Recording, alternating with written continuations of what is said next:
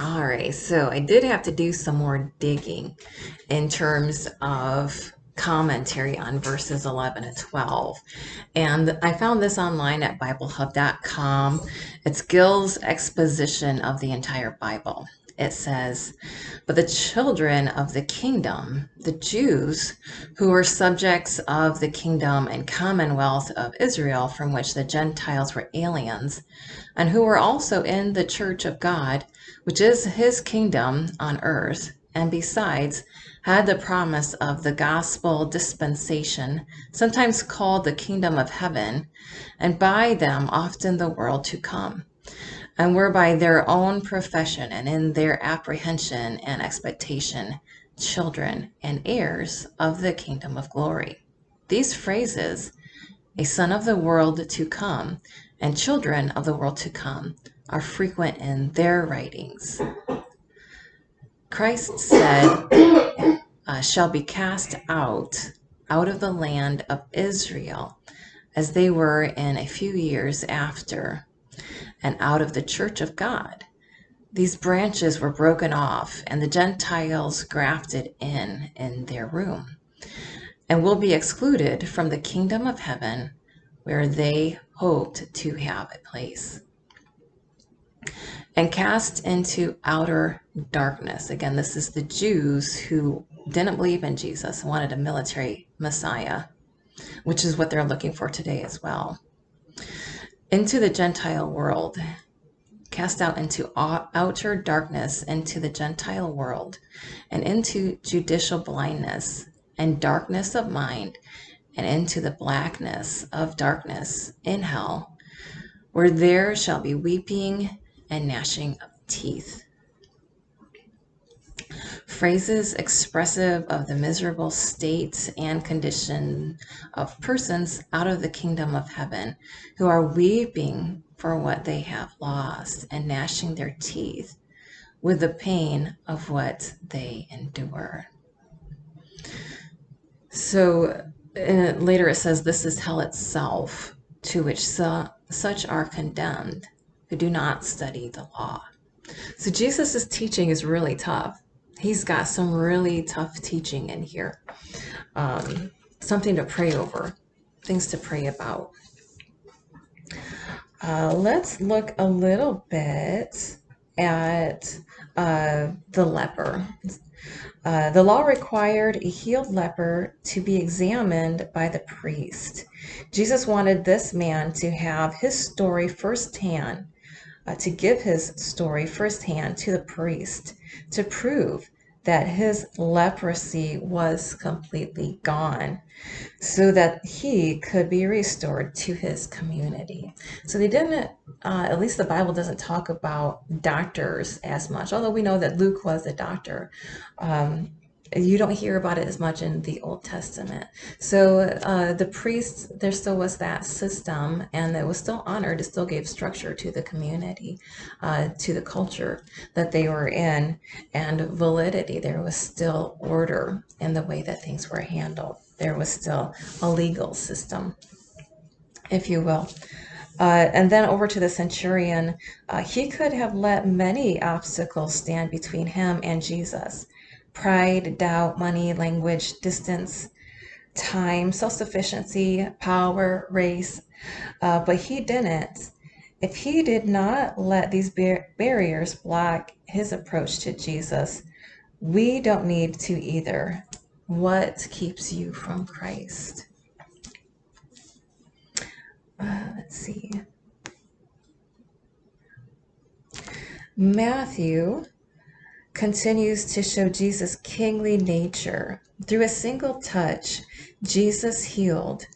When he spoke a single word, evil spirits fled his presence.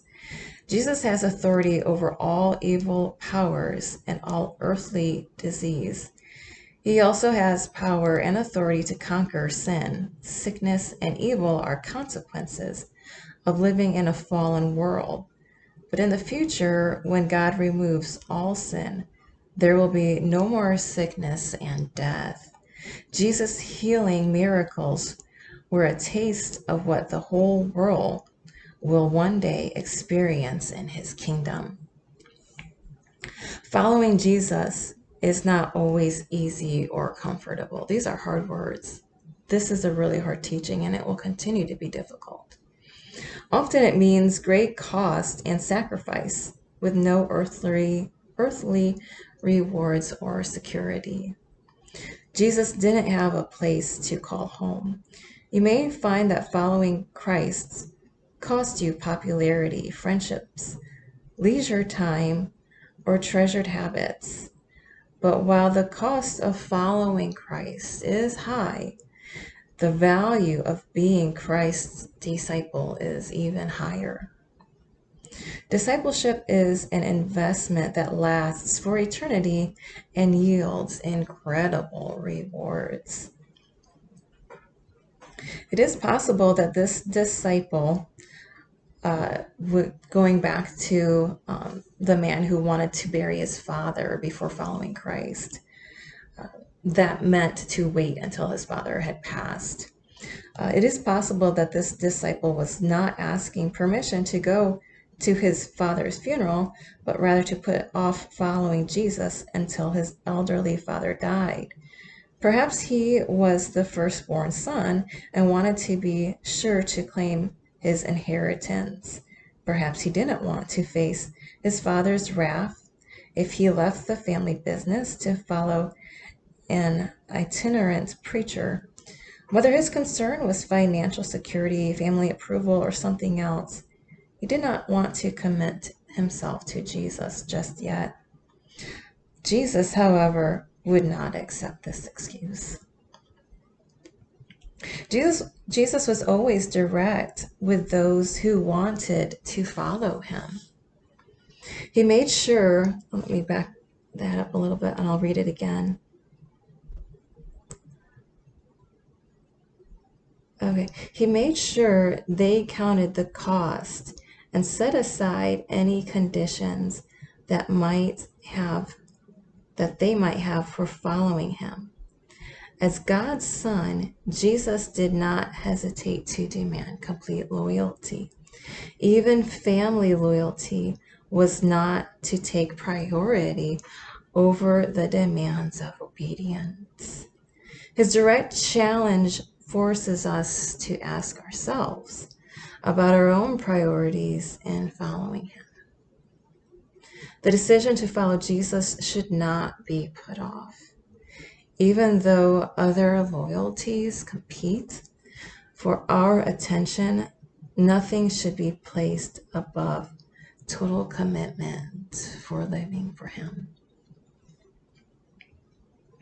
This would have been in verse 23 when Jesus calmed the storm.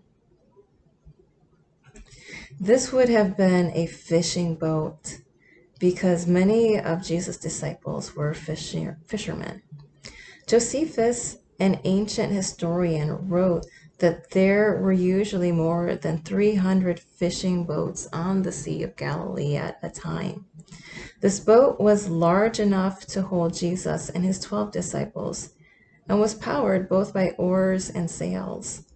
During a storm, however, the sails were taken down to keep them from ripping and to make the boat easier to control. The Sea of Galilee is an unusual body of water. It is relatively small, 13 miles long, 7 miles wide, but it is 150 feet deep. And the shoreline is 680 feet below sea level. Sudden storms can appear over the surrounding mountains with little warning, stirring the water into violent 20-foot waves. The disciples had not foolishly set out in a storm. They had been caught without warning, and their danger was great. And then talking a little bit about the men who were demon possessed. This is, of course, something that is very real, even today. And as we enter the end times, it's going to get even more intense. the bottomless pit is going to be opened up and demons will be released to possess people, animals, things. We don't know the full extent, but this will be the worst time in history. Demon-possessed people are under the control of one or more demons. Demons are fallen angels who joined Satan in his rebellion against God and are now evil spirits under Satan's control.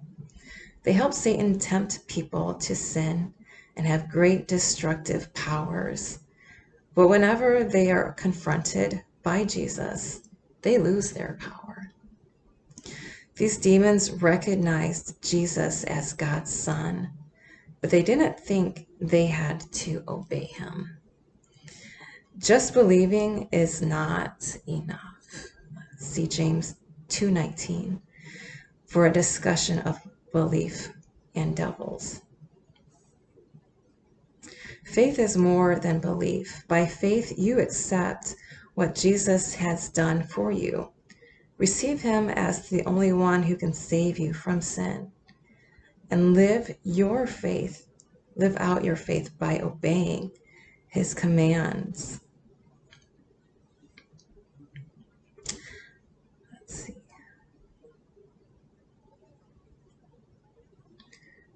The Bible tells us that at the end of the world, the devil and his angels will be thrown into the lake of burning sulfur, Revelations 20. When the demon asked if Jesus had come to torment them before the appointed time, they showed they knew their ultimate fate. When the demons entered the pigs, they drove the animals into the sea. The demon's action proves their destructive intent. If they could not destroy the men, they would destroy the pigs. Jesus' actions, by contrast, shows the value he places on each human life. Why did the people ask Jesus to leave?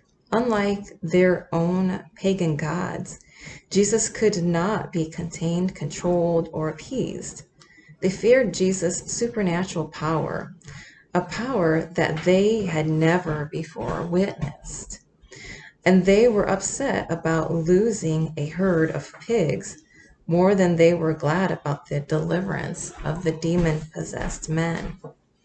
Are you more concerned about prosperity and programs than people?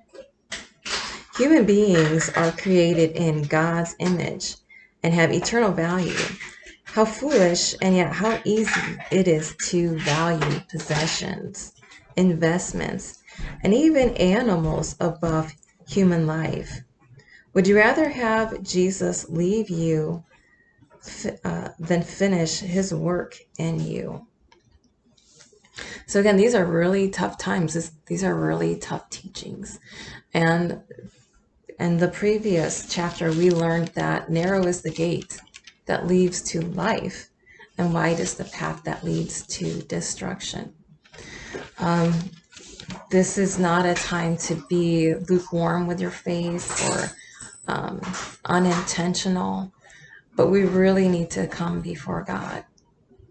He tests the heart. We looked at winnowing the wheat from the chaff. And we know that we need to seek him first, his kingdom, his righteousness. You don't want to stick around for what's to come. So I encourage everyone, I pray for you that you're going to make that right decision to put Christ as your priority.